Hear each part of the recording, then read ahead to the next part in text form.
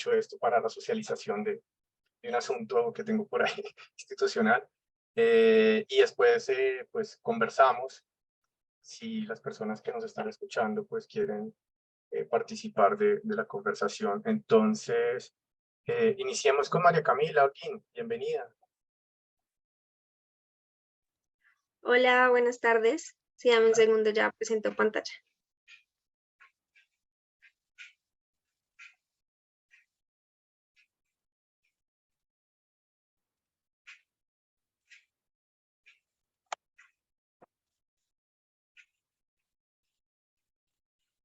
Listo, bueno, como les decía, estudiante de sociología.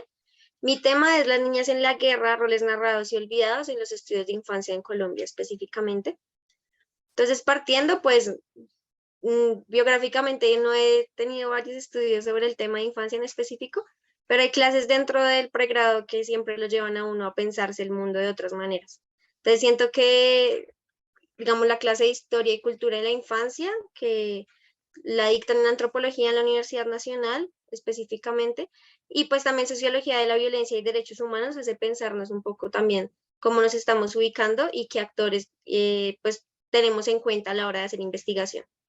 Entonces también es el hecho de pensarnos no la infancia como algo lejano, sino como algo constante. Entonces siento que la infancia para mí nunca ha sido algo que pasó y ya, sino algo que mantiene y perdura como en mi construcción personal. Entonces, lo quería plantear desde ahí, el inicio de la ponencia. Está planteada desde 5 puntos en específico.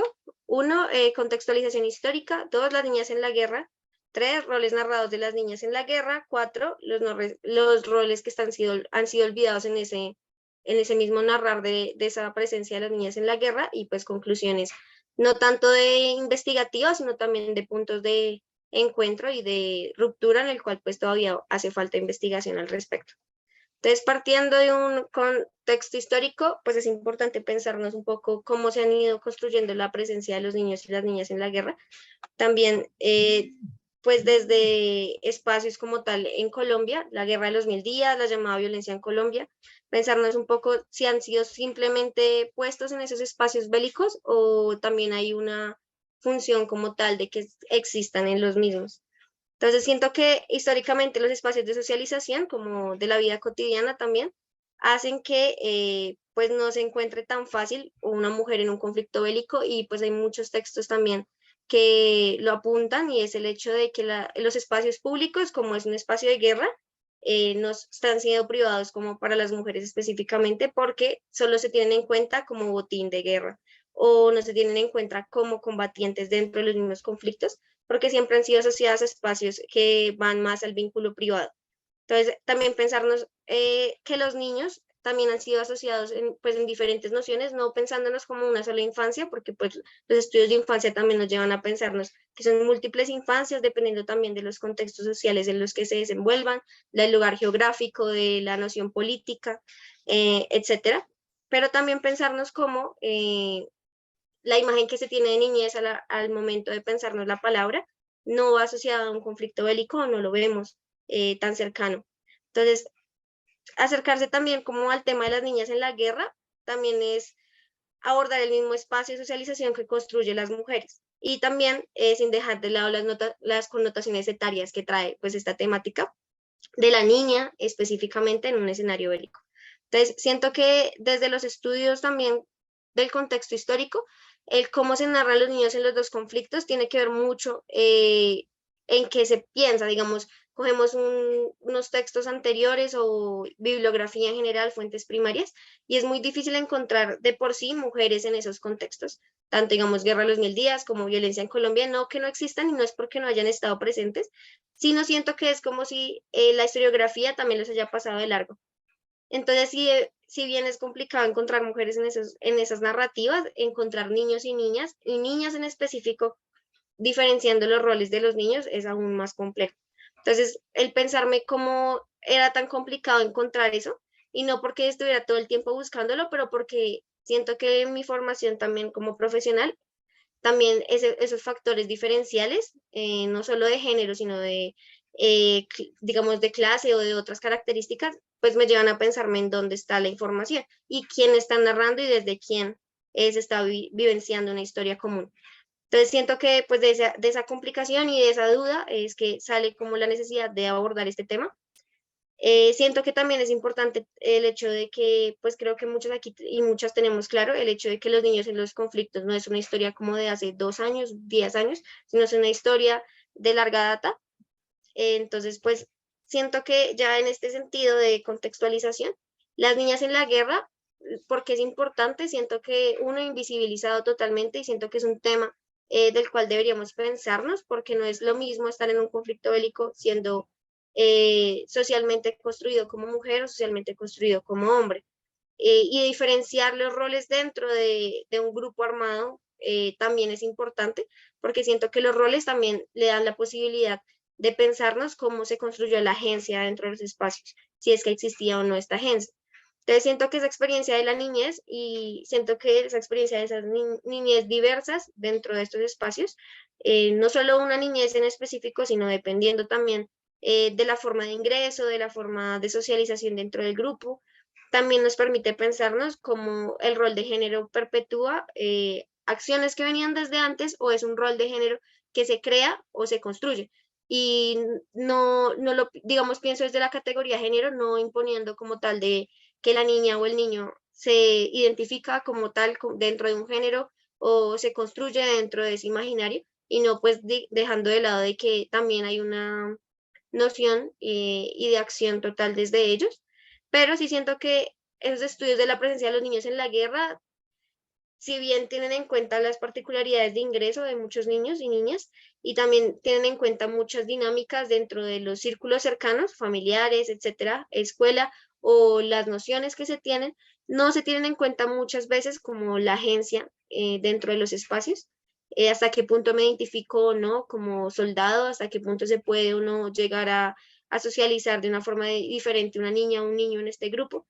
Y si se tiene en cuenta y si ellos mismos tienen en cuenta el hecho de que hay un factor diferencial en el hecho de ser mujer u hombre en estos espacios.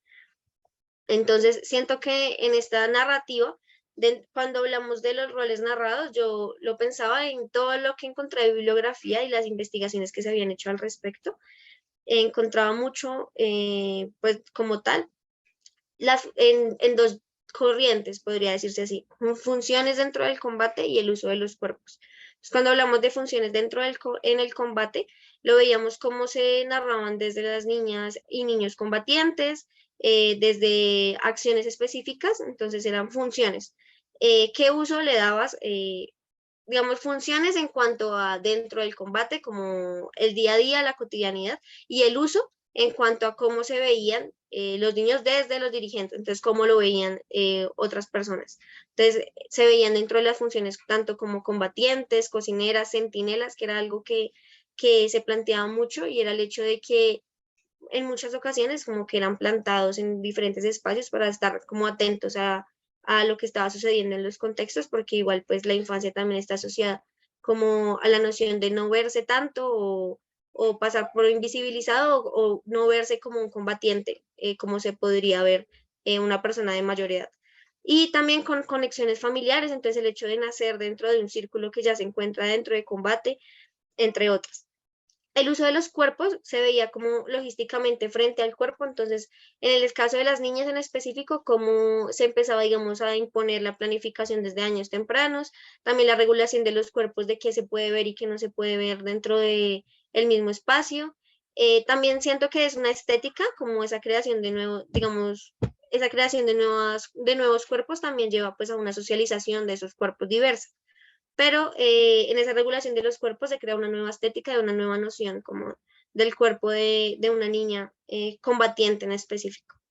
Y ya partiendo los roles olvidados, siento que esa necesidad de poner un enfoque de género en el reclutamiento forzado y en las dinámicas como también dentro de los grupos, tiene que ver mucho también con el hecho de tres aspectos en específico. Uno, los roles de género aprendidos y los que se encuentran en ruptura.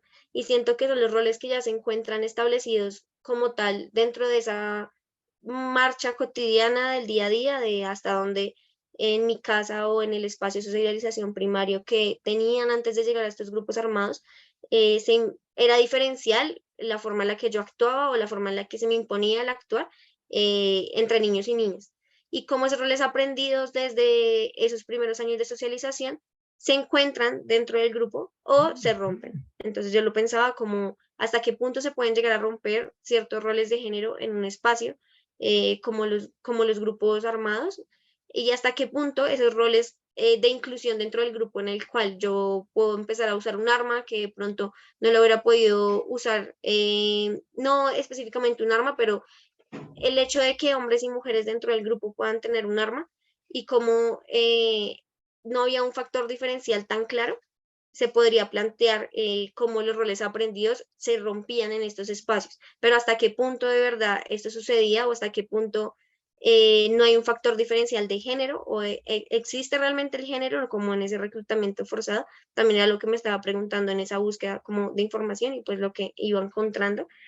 Y también el hecho de si se puede llegar a desprender realmente como esos roles de género en algún espacio. Entonces yo me ponía a pensar un poco como hasta qué punto el hecho de estar todo el tiempo sentados en el mismo espacio, de tener los mismos aprendizajes de guerra y de tener las mismas nociones, deja de lado el género o realmente existió en algún punto, como en la forma en la que se llegó o en la forma en la que fue diferencial, como esa primera llegada. Y también lo pensaba mucho en el hecho de las nuevas asignaciones, como de funciones basadas en el género.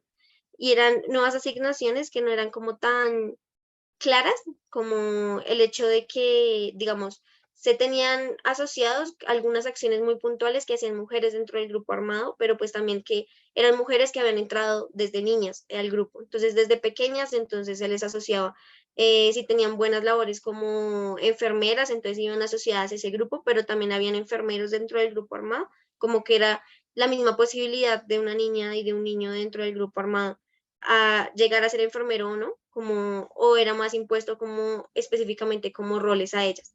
Entonces lo pensaba como esas nuevas asignaciones de funciones básicas, es como una nueva creación del género o es una continuidad o realmente como si existe o no una ruptura. También, pues digamos ya finalmente, como para no extenderme igual, siento que al frente a las labores desempeñadas es necesario precisar como también cómo es la modalidad de ingreso, las razones, las continuidades. Siento que también eh, esas continuidades tienen que ver mucho con patrones de vida anterior, que no es una vida que inició y se acabó, sino es una vida que continúa, como no es como si fueran valores ni funciones ni roles desaprendidos de un momento a otro, sino que también es una incorporación de nuevos roles, nuevas funciones, en el dado caso que los haya, a unas funciones que ya estaban establecidas y a unas prenociones como de lo que es ser mujer, de lo que es ser niña y de lo que es ser niño, en dado caso que se tenga esa diferenciación. También siento que es un momento como en el cual, pues si bien existen rupturas, también hay continuidades y también pensarnos que no son rupturas ni continuidades específicas como de roles puntuales de que un día a otro se dejó de entender que ser niña era X o Y, sino también pensarnos hasta qué punto esas rupturas son algo que va de a poco en esa cotidianidad del vivir dentro del grupo armado. Y siento que pensarnos también como esos roles desde las historias de vida en el sentido de cómo trascienden ciertos aspectos de existencias particulares, como la llegada de una niña desde un contexto rural hasta la llegada de una niña desde un contexto urbano y la multiplicidad de voces que pueden existir entre una y otra entrada al grupo armado, para así no llegar a generalizar todos los casos ni pensarnos que eh, el género es simplemente algo que se da por hecho, sino también es una arista que está atravesada por muchas temáticas en general, digamos como desde una mirada más interseccional, se podría decir. Y cómo para obtener un resultado diferencial, como en estos estudios que se pueden llegar a hacer sobre la temática, hay que pensarse, el comprender los roles de las niñas en el contexto de guerra, también es darle la posibilidad de no olvidar el accionar, del narrar lo que no se ha podido narrar y no narrarlo desde una posición académica y en la cual pues nosotros y nosotros somos los que tenemos la voz y el portavoz de las acciones, sino narrarlo y permitir que estos espacios en donde se habla de la niñez también sean hablados desde los niños. Entonces, no olvidar lo que se ha vivido. Siento que también es importante precisar, como iniciaba mi ponencia, el hecho de que para mí en específico y desde la forma en la que quise plantear esta problemática, es el hecho de pensarnos que si bien la niñez está asociada a un grupo etario en específico, dependiendo pues también la sociedad, porque pues hay unas comunidades que lo asocian a unos años y otras que lo asocian a otros años, también pensarnos que la niñez es algo que persiste, como que nunca se acaba. Entonces, hay comunidades indígenas también en la que lo plantean y pues desde el punto de vista en el que lo conozco, el hecho de que la infancia no es algo que termine en algún punto etario ni cuando se cumpla X o Y edad, sino es algo que continúa y es un conocimiento aprendido y es un conocimiento desde el cual se median acciones futuras. Entonces siento que es importante también a la hora de hacer este tipo de estudios y de plantearnos, digamos, nuevas problemáticas o del enfoque del género, no dejar de lado como los niños que también fuimos, somos y pues toda esa narrativa que no hemos podido como canalizar de una u otra forma. Y ya. Muchas gracias. Muchas gracias, María Camila. Muy pertinente tu trabajo, tus entradas. Te pasaste por un minuto, así estuvo fantástico en términos de tiempo. Entonces, ahora nos va a acompañar Diana. Sí, ya la veo. Listo, entonces, bienvenida. Buenas tardes a todas y todos los que nos acompañan hoy. Muchas gracias a los organizadores de tan importante evento, a los que nos acompañan y estoy muy contenta de compartir un poquito de mi trabajo con todas y con todos en esta tarde. Yo no tengo una presentación de PowerPoint como tal, porque pues a veces siento que cuando son trabajos etnográficos es como difícil la creación de este tipo de propuestas, así que pues me verán leer el documento que preparé para hoy. Entonces, mi ponencia se titula Todos somos víctimas, nuevas comprensiones del significado de ser ciudadana o ciudadano en el posacuerdo colombiano. En Colombia, la promesa de ciudadanía plena no solo se le niega a las y los niños, sino a otros grupos marginados como las comunidades campesinas, las víctimas, los pueblos afro y raizales, las comunidades indígenas o la población LGBTQ. En los últimos años, estudiosos de la niñez interesados en el estatus político y la agencia de las y los niños han criticado las limitadas perspectivas sobre la infancia como sujetos políticos y su relación a las anteriormente mencionadas comunidades marginadas. Algunos teóricos han propuesto discutir la pertenencia política de los niños como semiciudadanía, ciudadanía parcial, participación social o propusieron un enfoque centrado en la diferencia. Estas perspectivas consideran contextos en los que la ciudadanía de las y los niños se ve limitada por su exclusión del estatus de ciudadanía plena y de los espacios políticos. Sin embargo, las experiencias y opiniones de niños y jóvenes sobre lo que significa ser ciudadano aún son escasas. Las y los niños y jóvenes que visitan el Museo Casa de la Memoria, en adelante el museo, junto a los jóvenes mediadores, desafían, critican y remodelan los entendimientos tradicionales de pertenencia nacional y ciudadanía ligados al mito del sujeto liberal autónomo. En su lugar, al señalar cómo, en un contexto de violencia prolongada y donde se necesitan al menos 11 generaciones para que las familias de bajos ingresos accedan a ingresos medios, la ciudadanía parece ser una categorización de doble vínculo y disputada. Cuando se les plantea la pregunta de qué significa ser colombiano, las y los niños y jóvenes que visitan el museo, junto con las y los jóvenes mediadores, pasan de hablar de Colombia como un estado fragmentado, inherentemente violento, gobernado por una élite codiciosa, a identificar a las y los colombianos como una comunidad resiliente, agraviada y victimizada, que a pesar de los intentos de la élite continúa esforzándose por construir la paz. Estas complejas conversaciones iluminan la dualidad de la ciudadanía en la que las y los niños y los jóvenes comprenden el ser colombiano, no como un estatus legal, ya que el Estado no ha garantizado sus derechos, sino como un conjunto de imaginarios compartidos y prácticas sociales vividas de manera diferente entre los miembros de una comunidad. Mi ponencia describe las formas complejas en que las y los niños y jóvenes discutieron sus comprensiones sobre ser ciudadanas y ciudadanos frente a estas otras comunidades marginadas en un museo de memoria colectiva en el 2019. A partir de mi trabajo etnográfico en el museo, en el que acompañé más de 20 visitas escolares, me percaté que durante estos encuentros de memoria colectiva y pedagogía para la paz, Las visitas escolares al museo buscaban enseñar a los jóvenes visitantes sobre las causas, consecuencias y remanentes dejados en el cuerpo y la mente de las víctimas del conflicto armado. Pero inesperadamente, gracias a las características del conflicto, surgieron conversaciones sobre cómo la guerra moldea su comprensión de lo que es ser colombiano. Para ellos, ser ciudadano va más allá de acceder al derecho al voto y entrar en el ámbito de la política tradicional. En cambio, al reclamar el pasado violento como propio, ser colombiano se amalgama con ser víctima.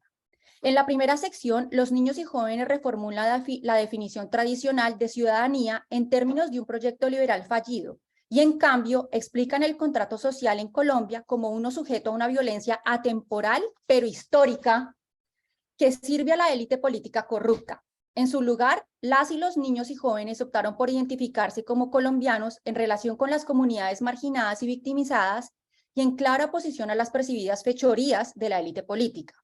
Estas nociones más verdaderas de identidad nacional se explican en la segunda sección de este trabajo, donde la resistencia y la resiliencia de las víctimas del conflicto armado son discutidas por las y los niños y jóvenes como las principales características de la identidad nacional, aproximando sus comprensiones de ciudadanía a relaciones de reciprocidad no soberanas en las que el agenciamiento se trata menos del ejercicio de la autonomía y la individualidad.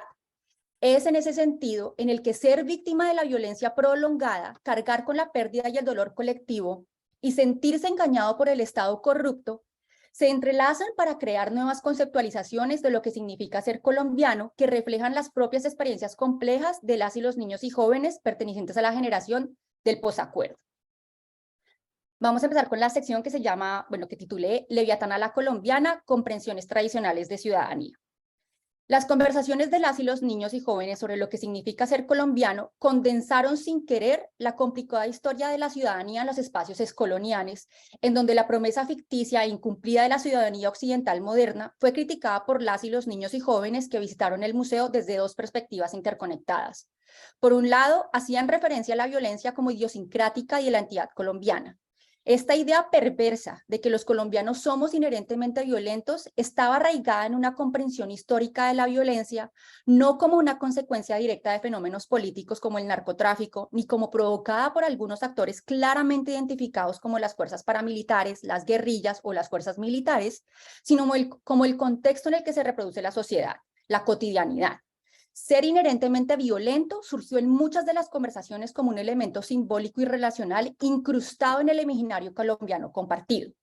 La segunda perspectiva sobre la ciudadanía ligada a los entendimientos legales estuvo relacionada con el papel de la élite política y económica como perpetrador clave que necesitaba la continuación de la violencia.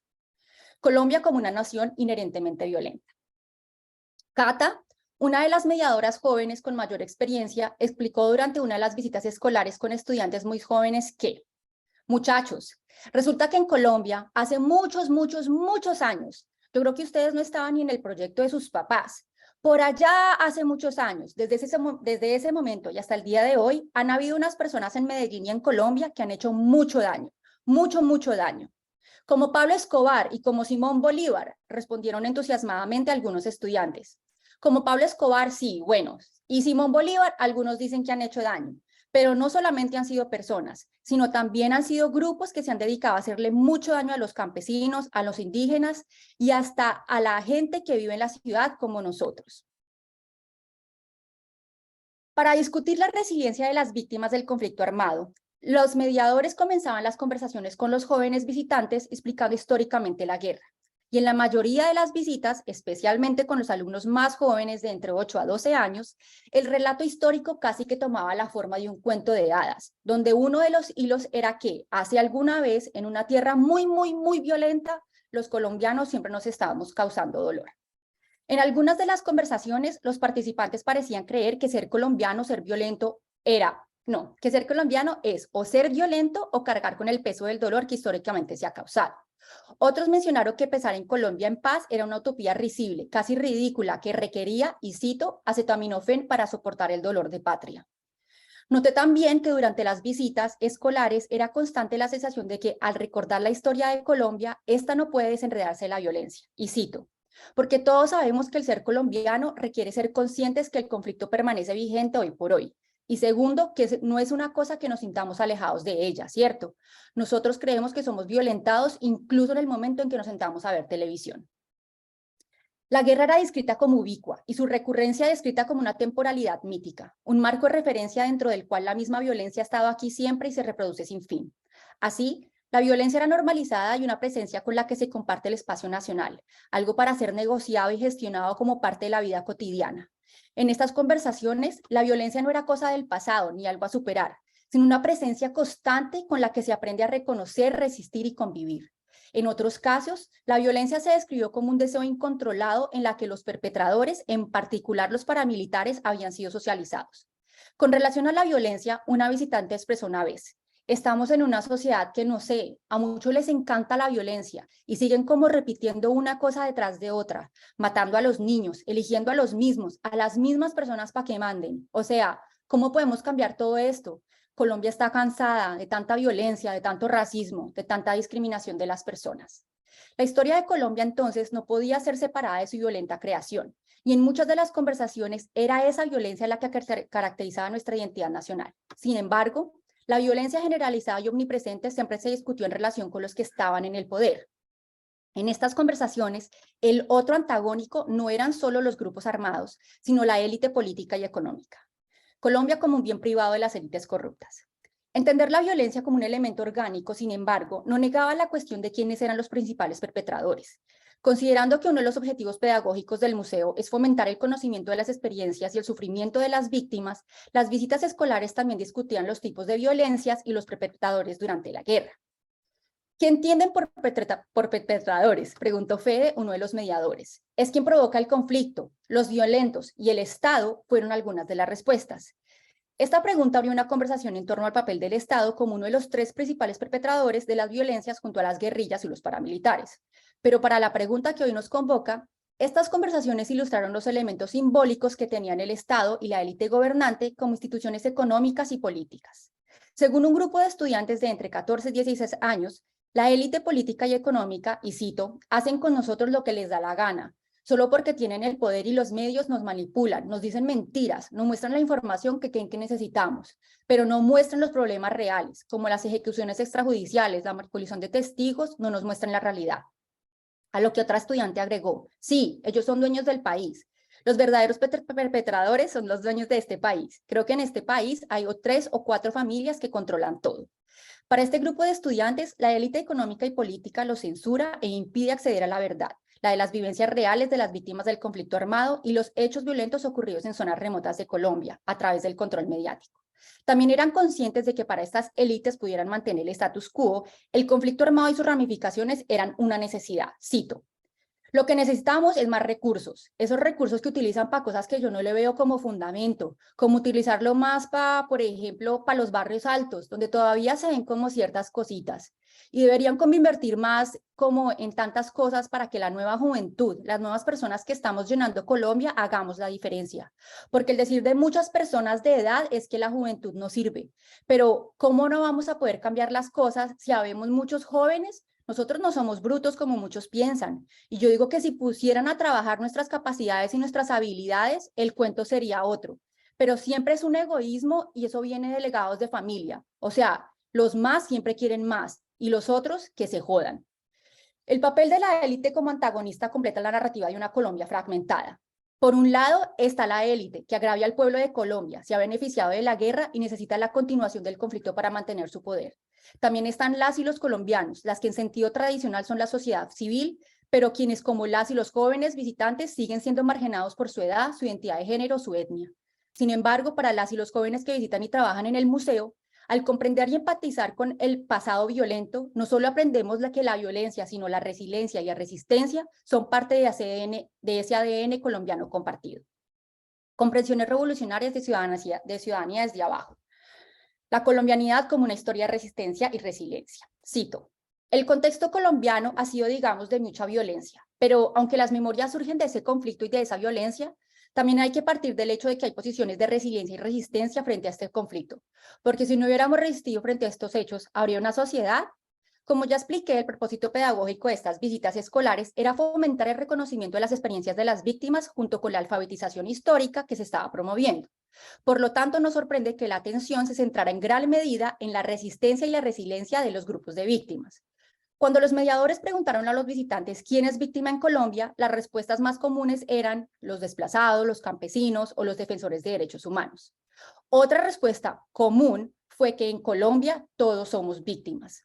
La forma en que se discutía la categoría de víctima dependía del propósito pedagógico de los mediadores. En algunos casos, las y los niños y los mediadores se refirieron a las víctimas como nuestras, como si las víctimas fueran parte del patrimonio colombiano que debemos proteger. Y ese nosotros incluía a los que asistían a las visitas escolares, así como cualquier persona dispuesta a aprender de las historias de victimización. Al mismo tiempo, se asumía a las víctimas como una autoridad moral mayor que guiaba las conversaciones en el museo. Esto convirtió a las víctimas en la voz legítima para construir la memoria en el museo, sirviendo como referencia para medir nuestras propias construcciones y entendimientos en torno a la continuación o ruptura del ciclo de violencia. Y cito: yo pienso que la sociedad civil ha sido víctima del conflicto directa, porque todos tenemos vejámenes y herencias del conflicto.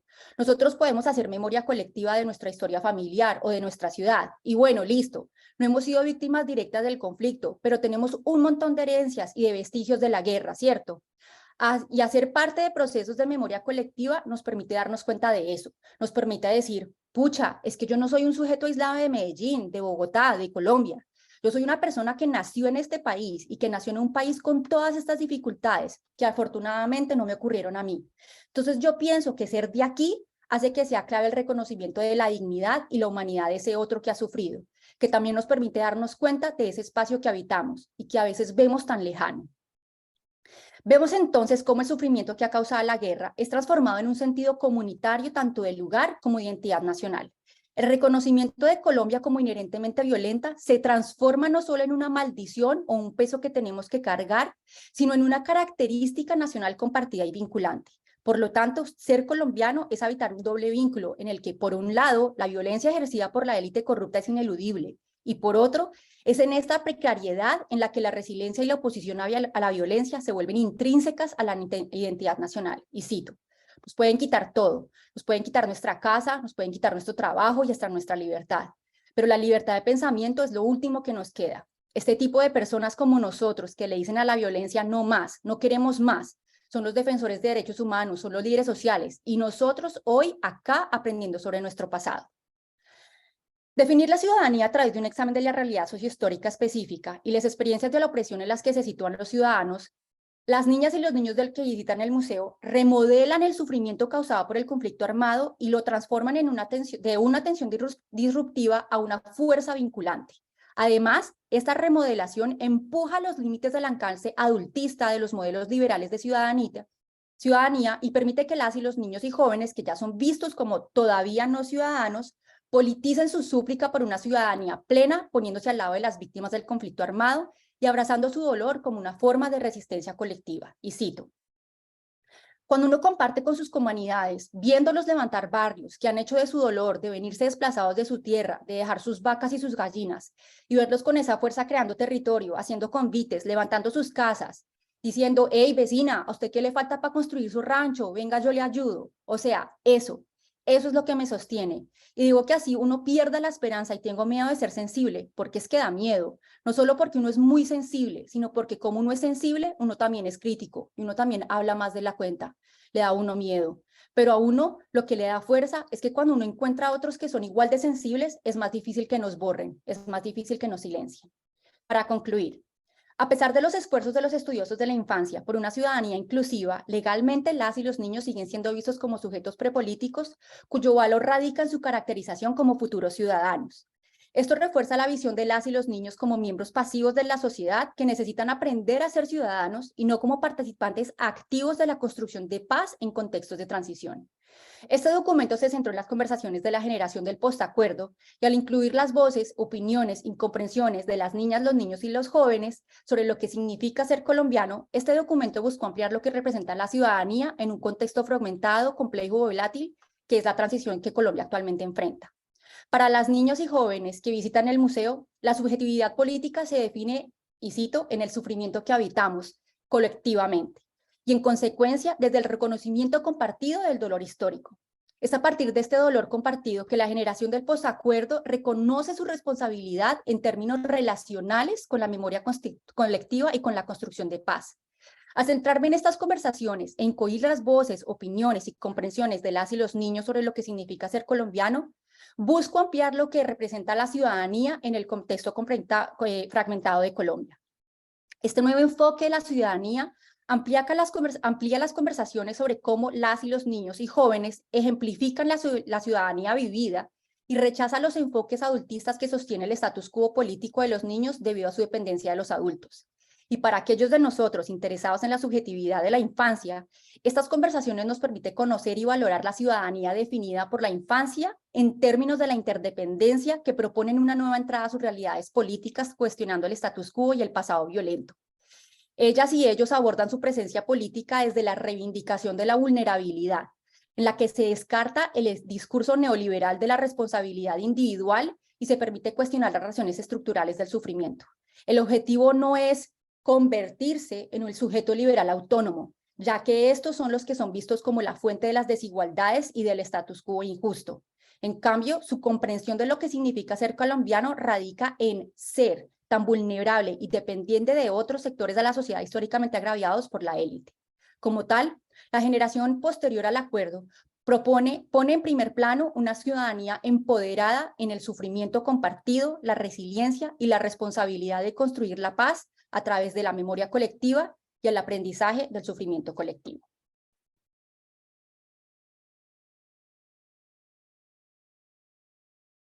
Gracias, Diana. Muy interesante también. Además, la etnografía es muy importante para todos estos procesos de memoria. Bueno, entonces finalizo yo y luego lo que haríamos sería como una conversación, si el tiempo lo da y también si los participantes pues lo deciden. Permítame un segundo, anoto a qué hora arranco para no pasarme. Y ya. Entonces les voy a compartir.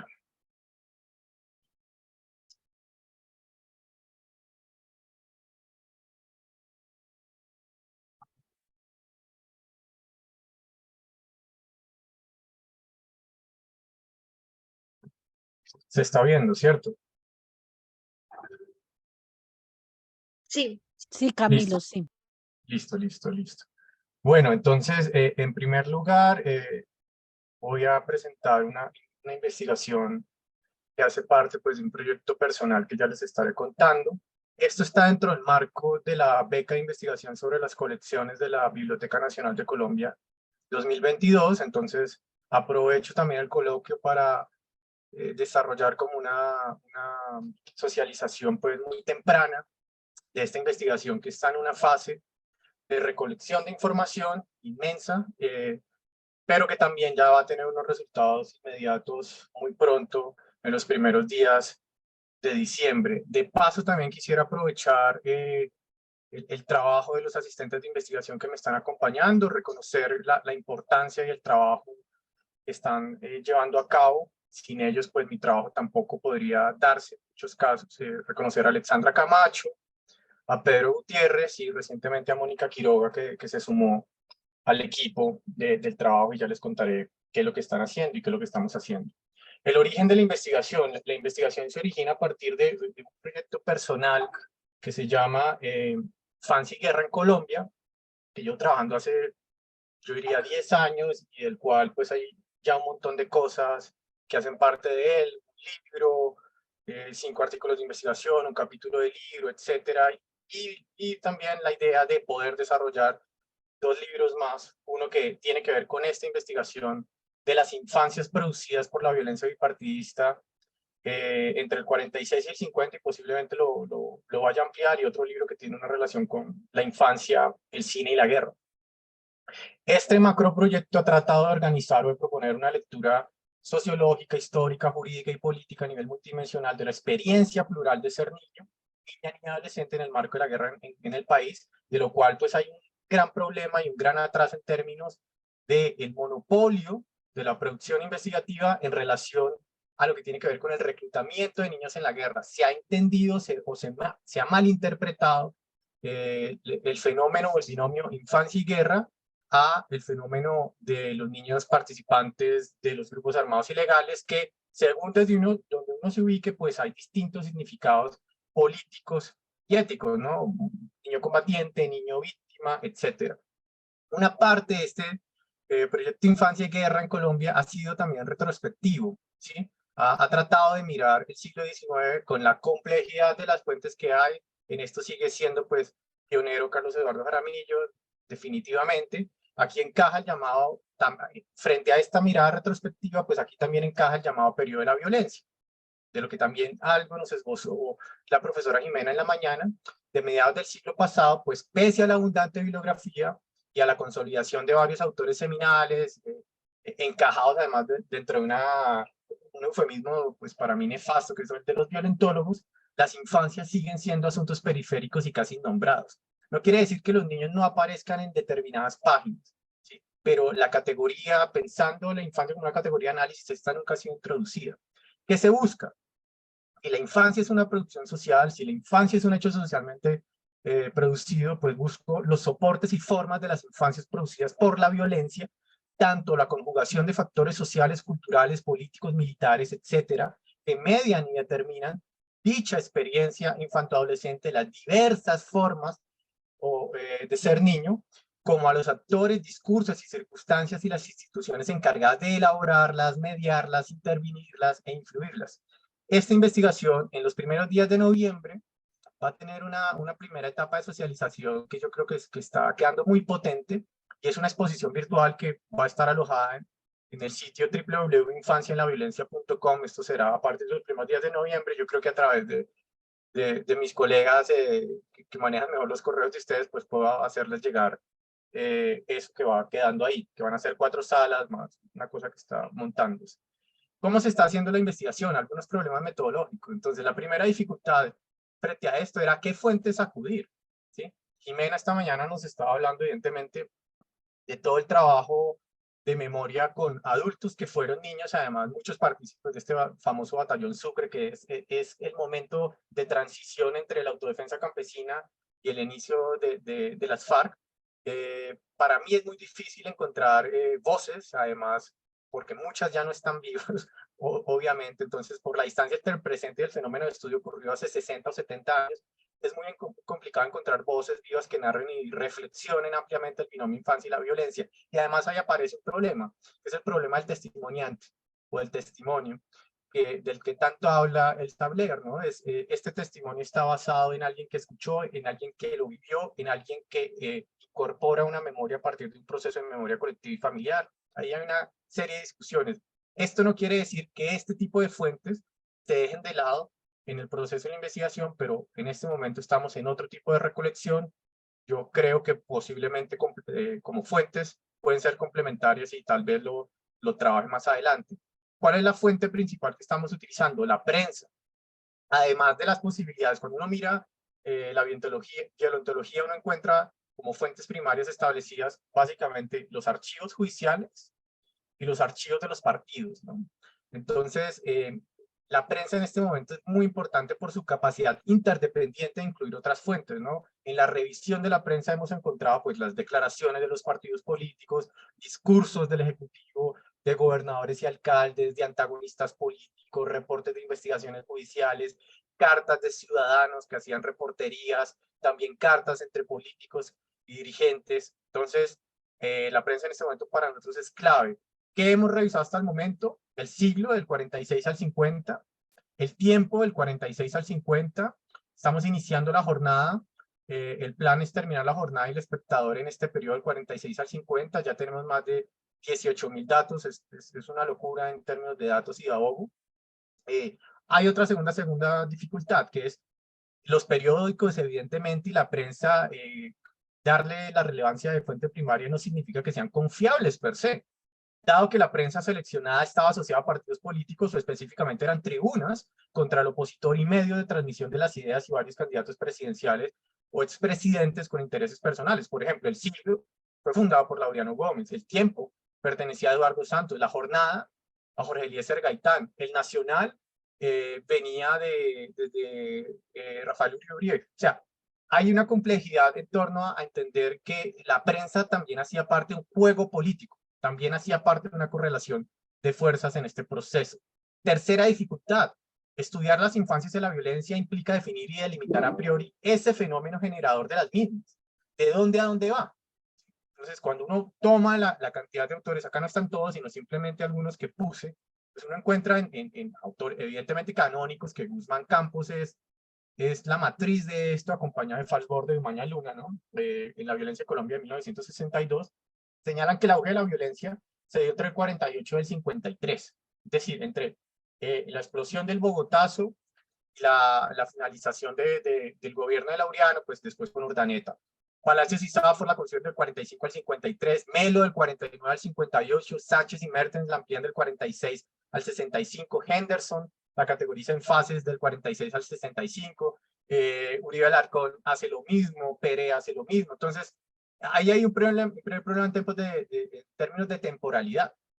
El periodo escogido es el de 1946 a 1950, pese a que la investigación originalmente se había pensado para desarrollarse el 46 al 58, pero por la dificultad presupuestal, la dificultad además logística en términos del abordaje de la información, se redujo al 46 al 50, además por la pertinencia del periodo. Primero, porque según Oquis, que es básicamente en el vacío de la estadística, del llamado periodo, mal llamado periodo también de la violencia, porque es como si fuera un chiflón sin responsables que pasa por ahí, que está el famoso libro de Oquis y está lo que hizo este historiador de la Uninorte, que ahora se me va, que era vinculado al Banco de la República. No hay datos, ¿sí? Pero en lo poco que hay, 48, 49 y 50 son los años donde más muertos hubo por la violencia.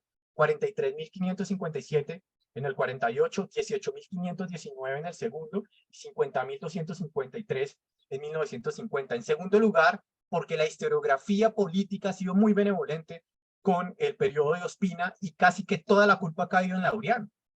Y en el periodo de Ospina aparecen un montón de fenómenos germinales de la violencia que son fundamentales. La declaración del estado de sitio, el cierre del Congreso, de las asambleas en los departamentos, la famosa ley censora del 49 a los medios de telecomunicaciones, a los medios de telecomunicaciones, a las cartas, a la radio, a todo. Es el periodo donde se conservatiza la policía desde el 47, primero con gente que venía de Arboledas, con gente después, como ustedes ya saben, de la vereda Chulavita de Boavista, ordenó la posesión de alcaldes y gobernadores militares, y como culmen histórico, además en su periodo o en su administración, tuvo lugar el asesinato de Gaitán, todas las repercusiones que trajo el Bogotazo, levantamientos populares, creación de autodefensas en las regiones, etcétera, etcétera. ¿Qué se ha encontrado? Esto es muy desbozo por el tiempo de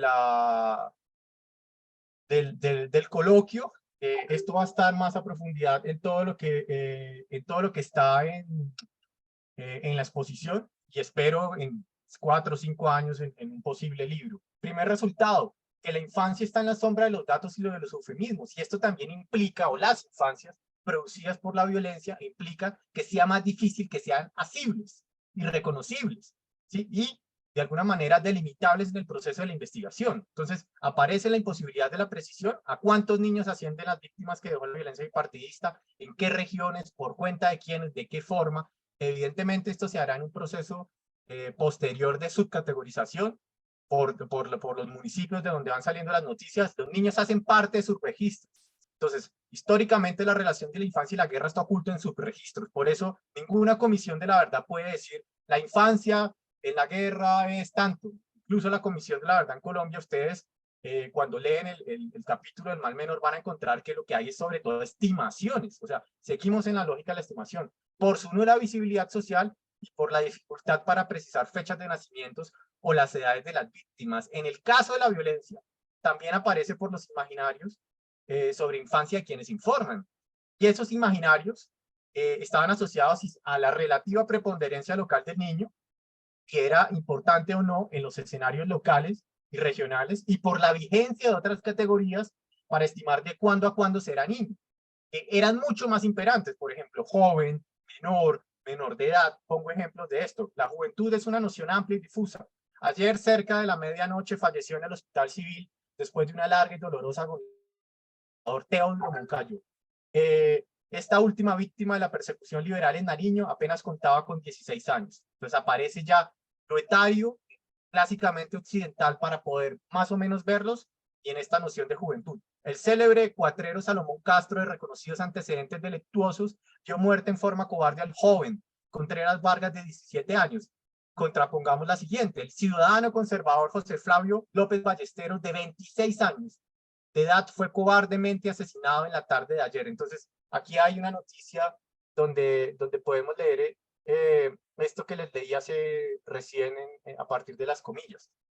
Digo, la minoría de edad también es tremendamente imprecisa, porque recuerden que ser menor de edad en ese momento histórico era los 21 años, ¿sí? En términos de lo etario, porque además aparecían otras cosas también, ¿no? La categoría de género estaba atravesada, la categoría de lo patrimonial estaba atravesada, la categoría de lo educativo también. O sea, si eras alfabeto o analfabeto, pues no podías estar como ciudadano. El corte de la ciudadanía legal de los 18 años recién aparece en el 70, con el acto legislativo primero del 18 de diciembre de 1975, que modificó el artículo 14 de la Constitución, pues imperante además de la regeneración que venía de antes.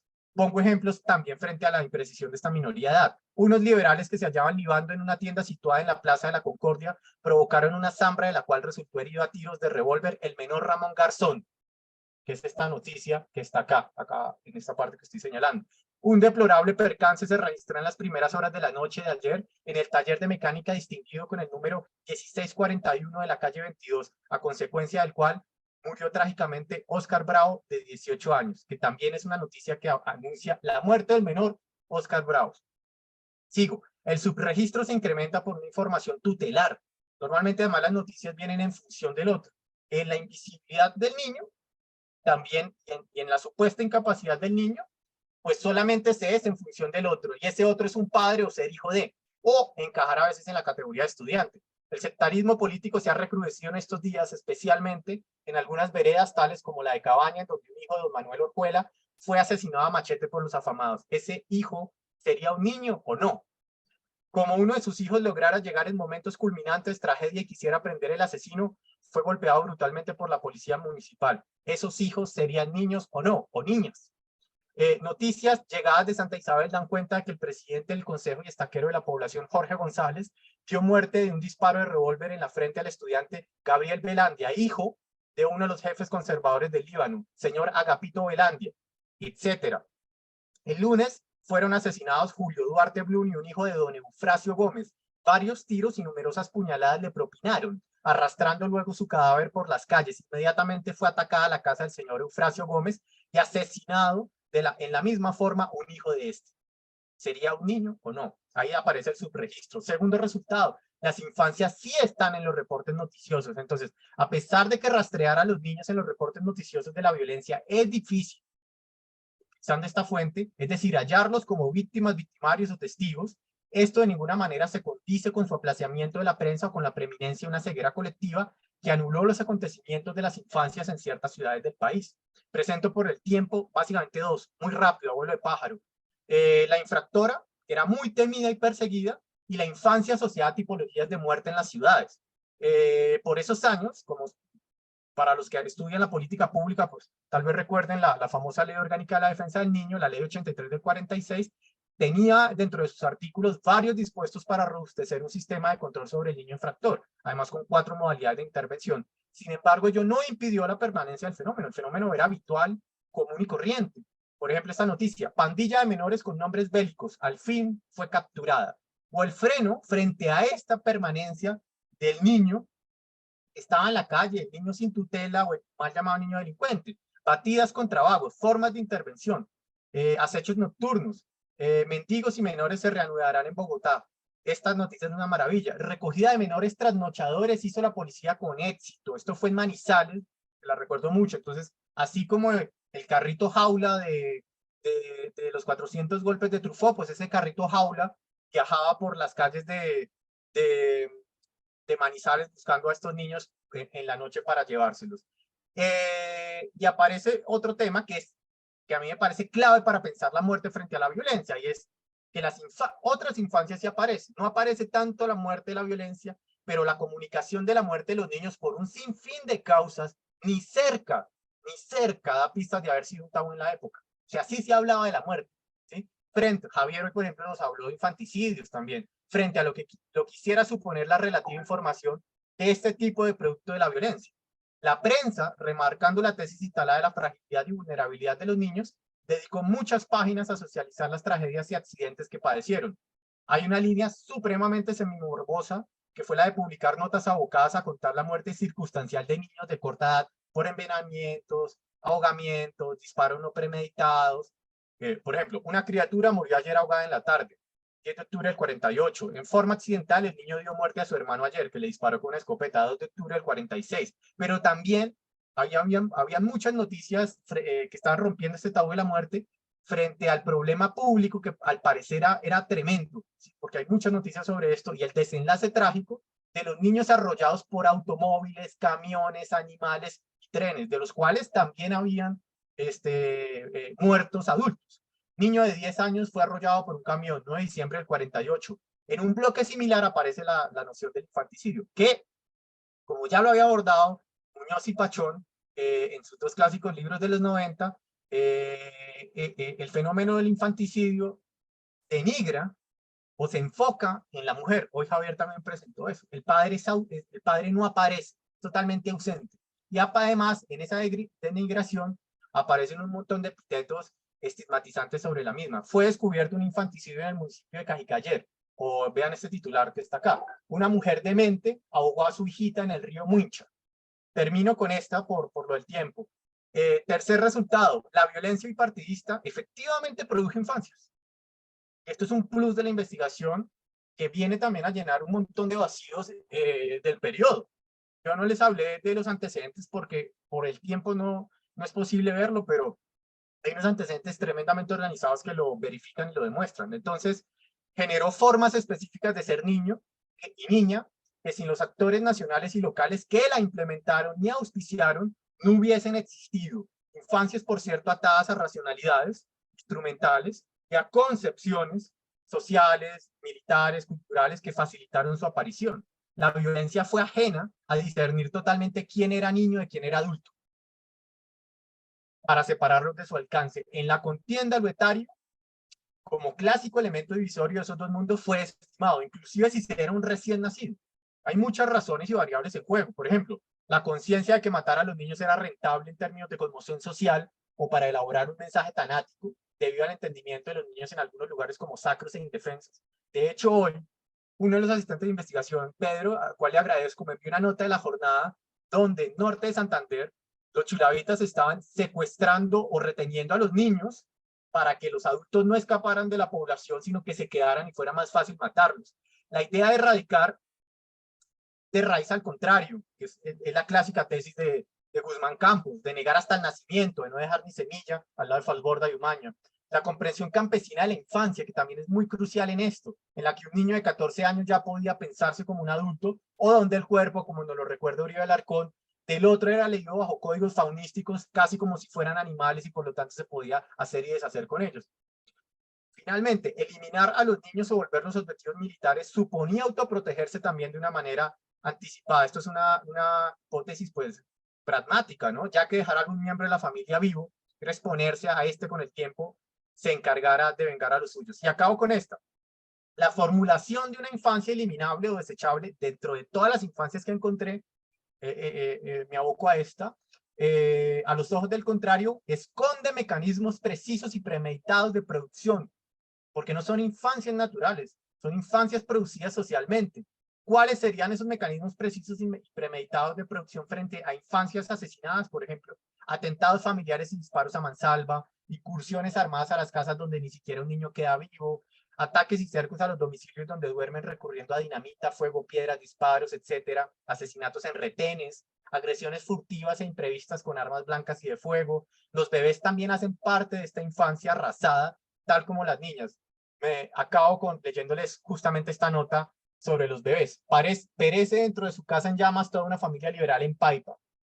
Ayer en la noche, en la vereda de Palermo, en jurisdicción de este municipio, se perpetró un espantoso delito del cual fueron víctimas el ciudadano liberal Jeremías Mateus y su familia. Según los informes suministrados por uno de los sobrevivientes, se tiene noticia de que a eso de las 6 de la tarde, cuando Mateus y su familia se hallaban en su casa, de habitación situada en el punto denominado El Retiro, una pandilla de forajidos conservadores de la vereda de Palermo cercó la casa y prendió fuego a ella. 4 muertos. El informante que logró salir con vida y que se halla moribundo en el hospital de esta población informa que perecieron Jeremías Mateo y su esposa Rosa Antonia Chacón, una niña de 2 años y un niño de 12. Además resultaron heridos de gravedad quemados por las llamas Ulpiano Becerra Monroy, Telmo Mateus y Adolfo Ochoa. El alcalde de Paipa no presta ninguna garantía, pues es un individuo sectario y la policía contribuye a que progresen los desmanes de los conservadores, bla, bla, bla, bla. Entonces, la idea de esta investigación es enfrentar, por un lado, tanto los vacíos de la historia política, de los estudios de la violencia política en el país,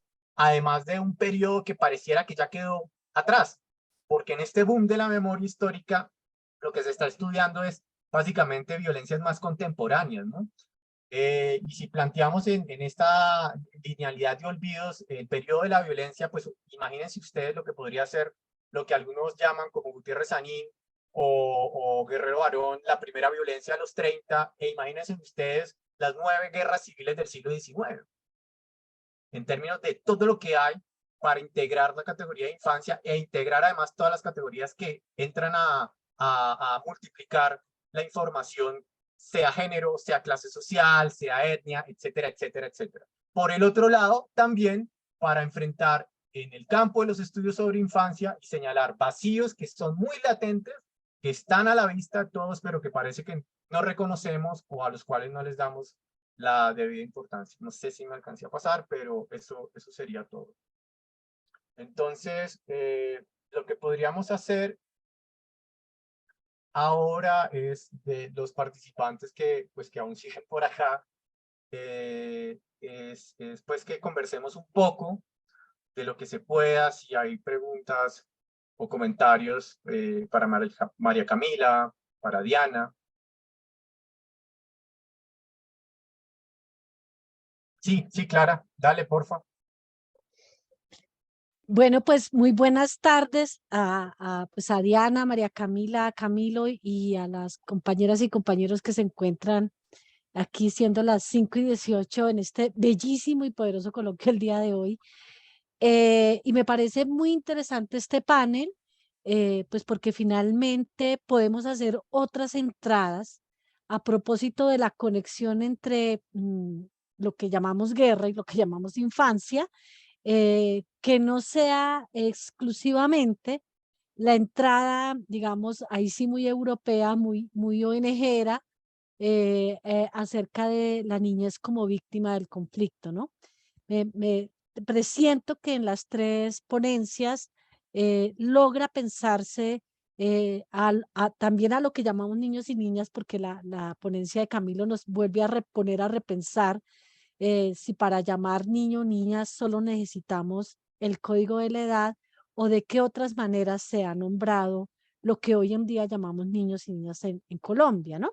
Que ya de hecho es una pregunta recurrente que va y viene, ¿no? Pero me parece muy interesante, muy interesante, a propósito de la pista que dejó esta mañana la profesora Jimena Pachón, ¿qué más es el vínculo entre infancia y guerra, ¿no? Y cómo la miramos según la época, ¿no? Eso me parece sumamente interesante, ¿no? Entonces, cuando se trata de hablar de, qué sé yo, de los padres de la patria, pues todos eran niños y no es problemático, pero ya cuando se trata de otras entradas, como las contemporáneas, muy europeas ellas, pues entonces ya son víctimas, ¿no? Me parece que esa relación de infancia y guerra además es una estrategia geopolítica que permite dominar, controlar y hace parte de la misma extensión de la guerra, ¿no? Saber qué pasa finalmente allí en la guerra misma y cómo mencionamos, ¿no? Los niños y las niñas. Me parece que las 3 ponencias dan pistas interesantísimas para ampliar, mover el caleidoscopio de esta relación y bueno, pensar. Segundo, siento que junto con la mesa anterior, que también había una discusión sobre las fuentes, empieza a aparecer una discusión muy interesante acerca de la fuente. Camilo dice, pues mi fuente primaria es la prensa, pero tampoco pasa la prensa como si fuera el dato absolutamente correcto, invicto, ¿no? Y eso y luego más temprano también María Isabel y Jason nos decían acerca de dónde buscar las fuentes a propósito de la pregunta de Ani. Así que yo siento que entre hoy y mañana, y si nos da el ratito ahorita, podemos seguir una conversa a propósito de qué es la fuente en investigación con infancia y qué viene siendo la fuente en investigaciones actuales, ¿no? Que creo allí hay como una discusión interesante. Y yo tenía una pregunta para Diana, que tiene que ver precisamente con algo que abrió esta mañana la profesora Jimena a propósito de si la etnografía es meramente descriptiva, ¿no? Esta idea como tan, en mi perspectiva, profundamente nefasta de considerar que la etnografía es mera descripción vacía, sin contexto, sin enfoque.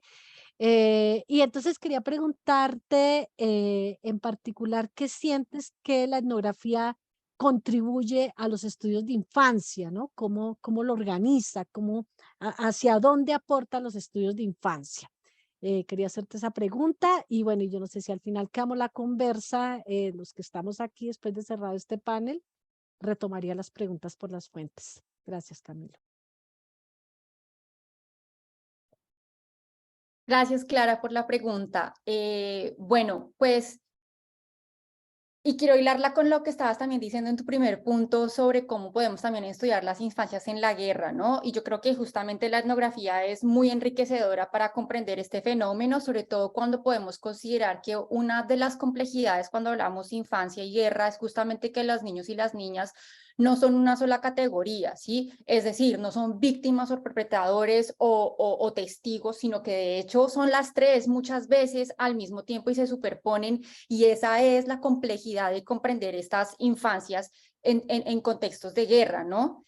En mi caso en particular, justamente porque he estudiado la manera en que las niñas y los niños son estudiados en contextos de guerra, yo noto que la mayoría de las personas que hacen este tipo de investigación tienden a enfocarse en los principales actores, ¿no? Es decir, tanto perpetradores como víctimas, pero el contexto colombiano en el cual llevamos en guerra prácticamente, como yo lo planteo en el texto, desde siempre, ¿cierto?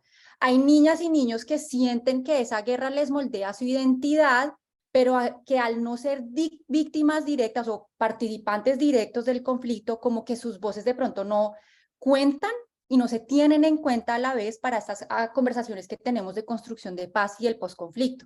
Por eso fue que yo quise como utilizar el método etnográfico para rescatar esas voces, incluirlas en estas construcciones posconflicto que estamos realizando. Y pues yo creo que todos acá estamos interesados no solamente en entender cómo los niños y las niñas entienden sus realidades, sino incluirlos como participantes activos de esa construcción investigativa.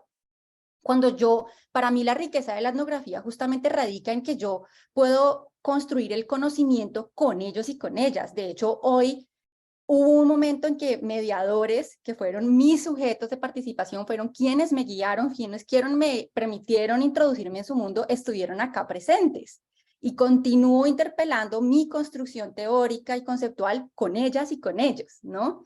Eso para mí es el aporte que podemos hacer los etnógrafos a los estudios de la infancia, es decir, es poder asegurarnos de que estamos construyendo este conocimiento con la participación activa de ellas y ellos, y que sean ellos quienes nos dicen sí, no, de acuerdo, no es por ahí, pilas, ojo, sí, para mí es eso.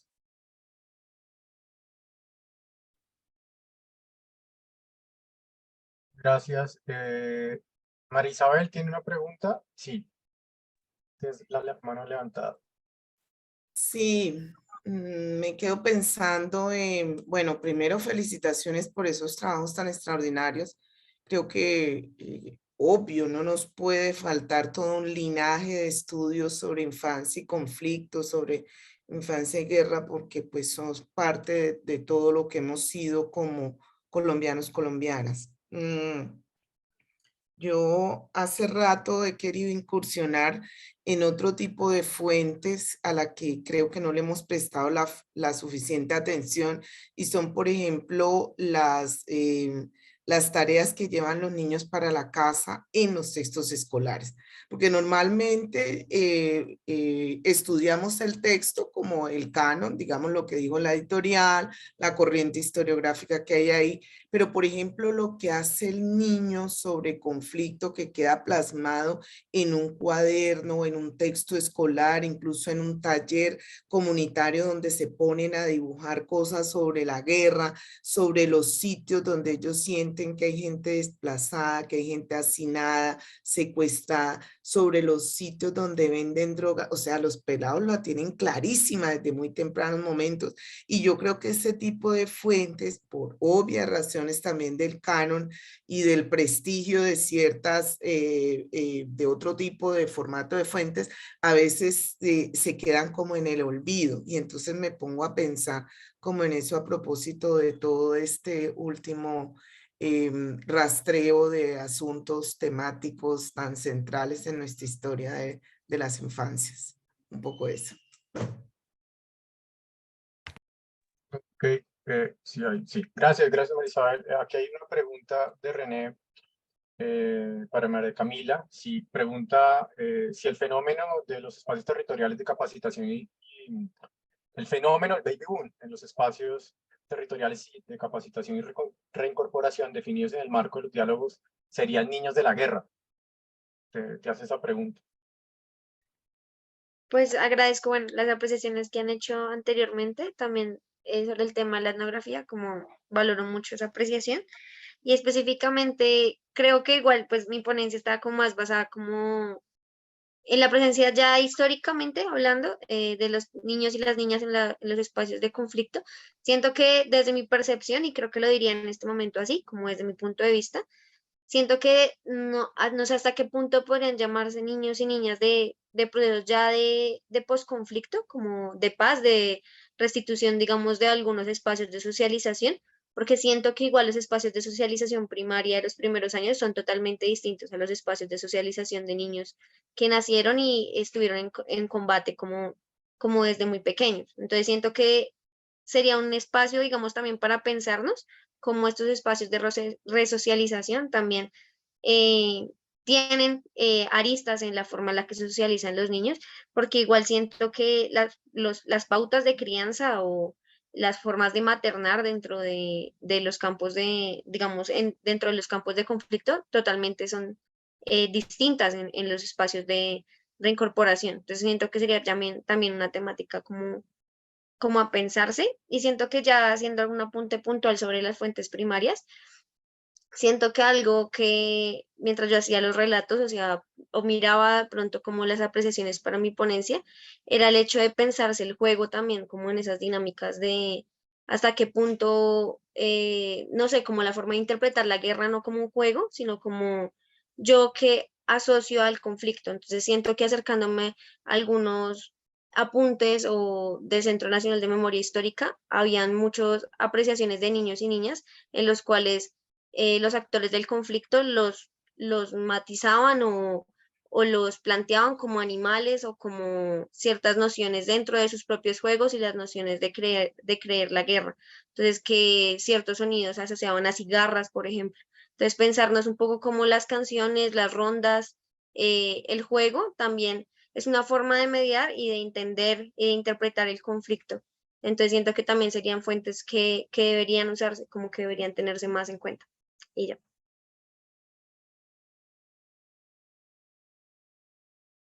Gracias, María Camila. Adriana tiene una pregunta o un comentario. Sí, me pareció muy importante la pregunta que hizo la profesora Clara en relación con el aporte de la etnografía para ayudarnos a profundizar y a construir estas distintas infancias. Pero me quedó faltando en la respuesta que dio Diana por varias razones, porque no pude entender por qué si bien la etnografía pasa por la descripción, no se agota en la descripción. Y por otro lado, esto de atribuirle a los niños esa responsabilidad de que digan, validen o legitimen el trabajo de investigación, pues sí me parece que, claro, su voz es muy, muy importante, pero no podemos perder de vista como esa mirada del investigador que tiene unas preguntas que son distintas a las que pueden hacerse los niños. No estoy diciendo que unas sean más o menos válidas, pero creo que esta romantización de que estas poblaciones dicen como por dónde, pues no sé, me confundió más que aclararme el por qué la etnografía pues nos puede ayudar a profundizar y a comprender estas múltiples y distintas infancias.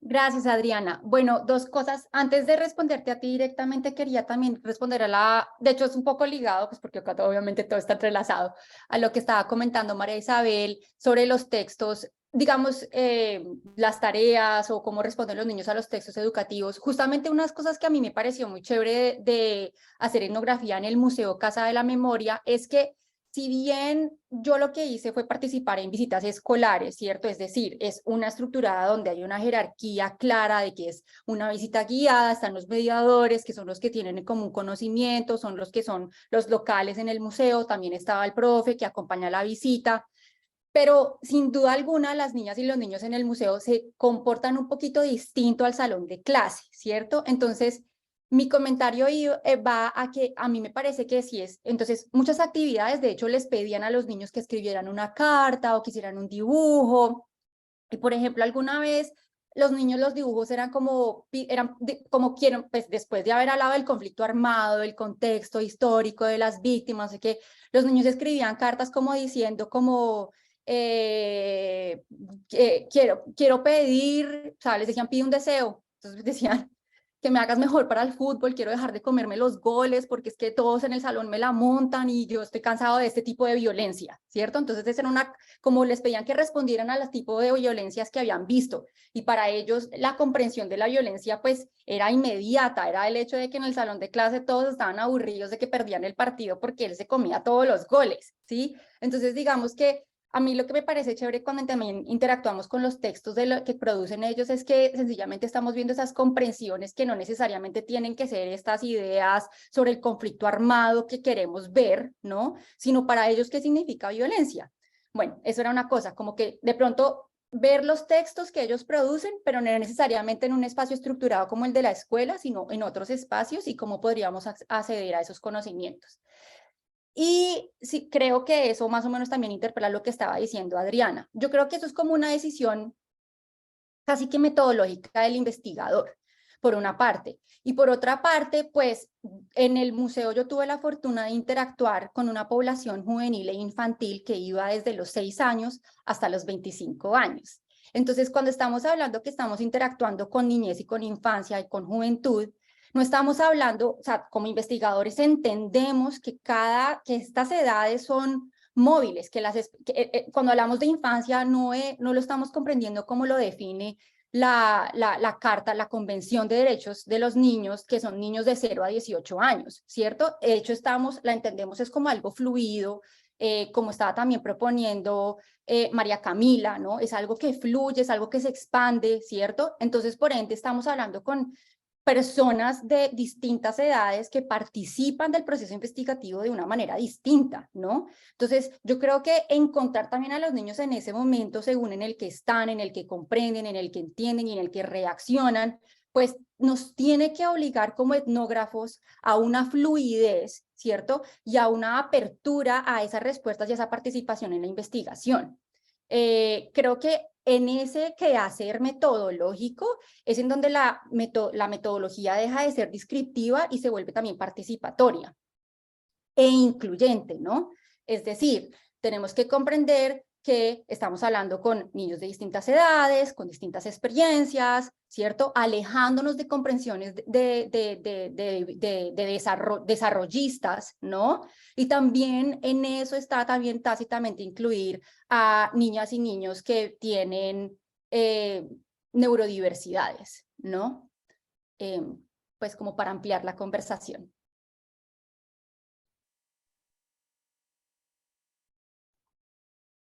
Bueno, gracias Diana. No sé si alguien más o ya cerramos por hoy para también Yo prepararnos para mañana.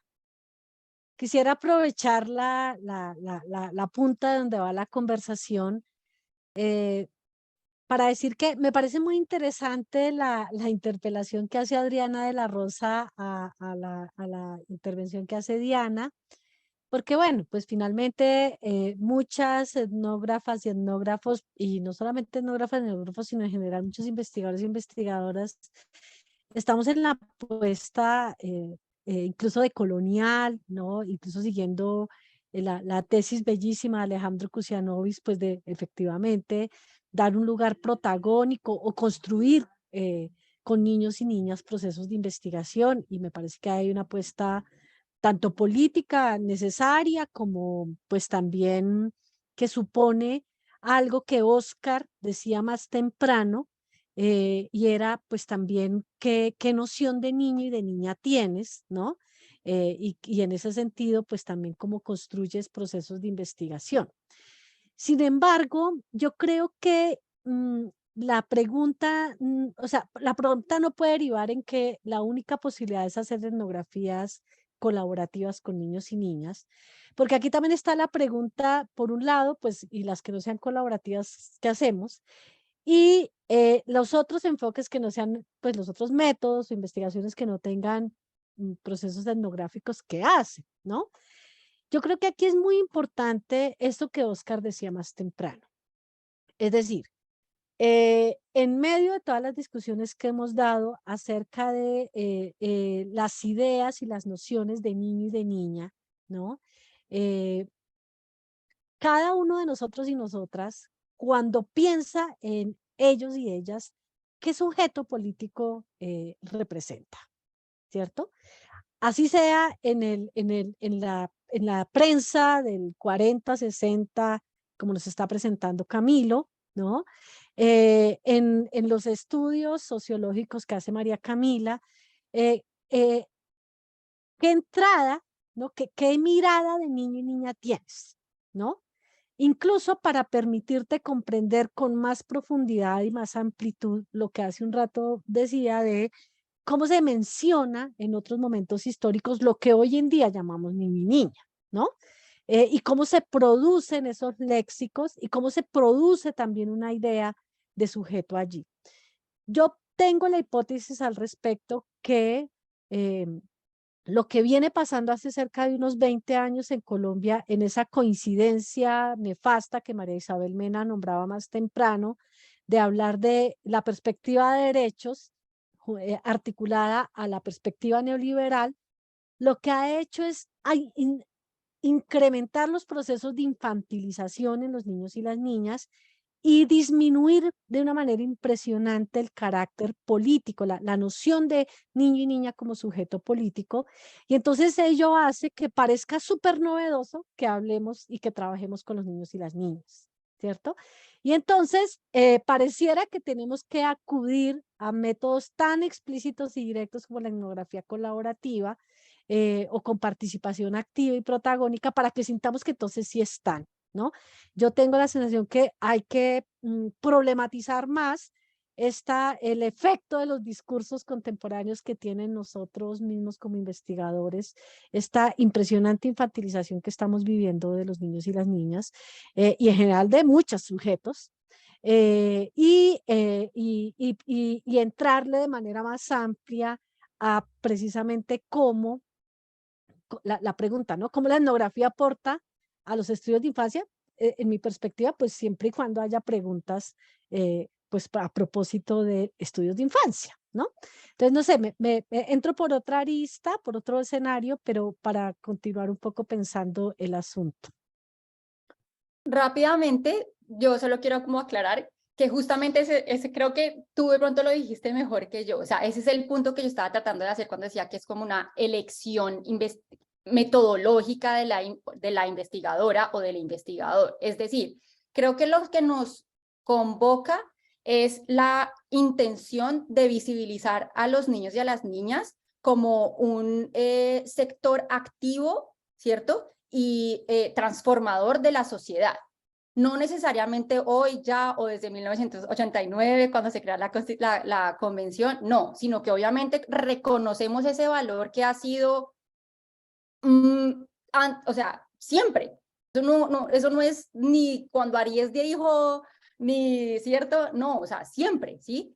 Pero desde nuestras disciplinas o de los que somos también interdisciplinarios, ¿cierto?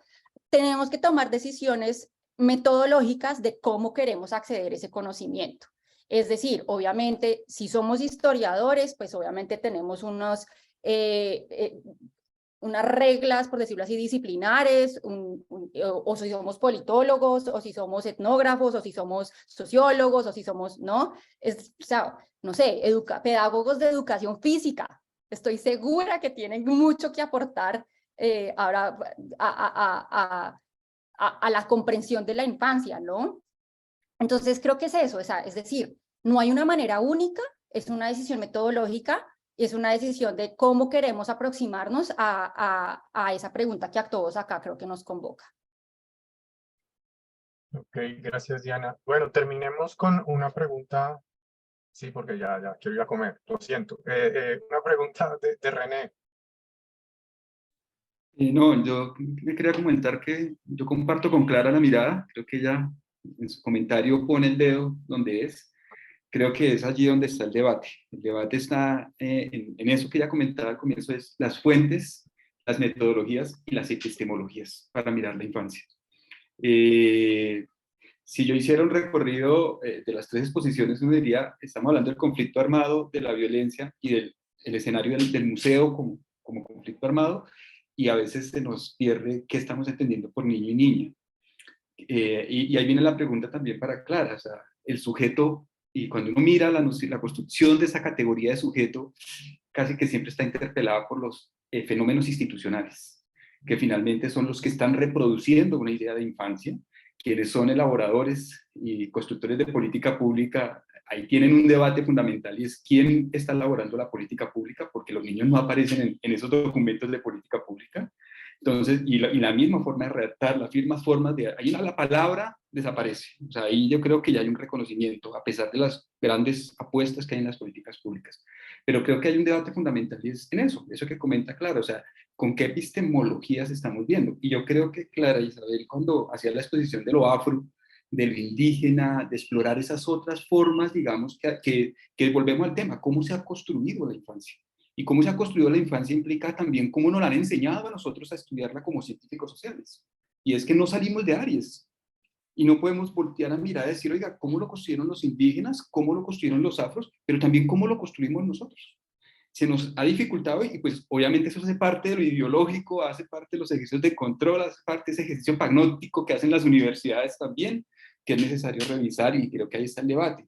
Y son los retos, creo que ahí están los retos y eso no significa que hay aportes, todas las investigaciones sobre infancia han aportado unos elementos importantes desde sus diferentes apuestas, pero también pienso en la palabra infantilización. La psicología durante el siglo XIX decía que los adultos se infantilizaban como un síntoma patológico. Entonces uno vuelve y dice, bueno, ¿qué miramos? Hacia los años 60, para los centros de protección se hablaba de ambiente familiar, para los niños que estaban siendo huérfanos de la guerra. Entonces vamos a hacer un ambiente familiar, y uno va a un restaurante y también lo entienden con ambiente familiar. Esos temas de protección y todo, digamos, son juegos de palabras que le hemos puesto a la infancia para resolver unos temas de esa normalización que nos hablaba Oscar al comienzo, de decir, los niños deben estar en la familia. ¿De qué tipo de familia hablamos? Seguimos hablando del estereotipo de familia que nos enseñaron de la familia nuclear y no salimos de ahí. Aún hoy se sigue hablando de la familia disfuncional. Y dice, espere, Virginia Gutiérrez nos dejó un legado importante para decirnos, espere, que aquí nunca funcionó la familia nuclear. O sea, solo por poner algunos elementos, creo que allí hay unos debates interesantes. Y yo vuelvo a rescatar por ejemplo, todo el trabajo que hace Camilo, que hizo el compañero que nos habló del siglo, eso, porque la infancia, si no la entendemos también desde la historia, que esa historia nos interpele a nosotros, así como diría María Isabel, nos quedamos con una lectura muy europea y se nos olvida de dónde venimos. Y esas raíces han determinado el tipo de niños y niñas que hemos sido y que están hoy.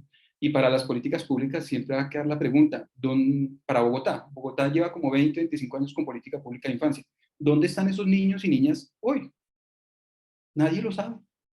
Sabemos que hay políticas públicas de niños y niñas, pero no sabemos dónde están esos niños y niñas que fueron parte de esas políticas públicas. Y precisamente porque no hay una concepción de ese niño y niña, porque ya no interesa. Es un niño, es un sujeto aislado que no se relaciona, entonces hablamos del niño y niña que no se habla como sujeto solitario allá, que no se relaciona con esos adultos, que no hablamos de envejecimientos, que no hablamos de una sociedad, y que hoy, por ejemplo, sociedades europeas que están envejeciendo, están hoy replanteando la necesidad de invitar a al mundo a que tengamos niños y niñas. Entonces hay debates que creo que son importantes ponerlos y que están en punto del debate.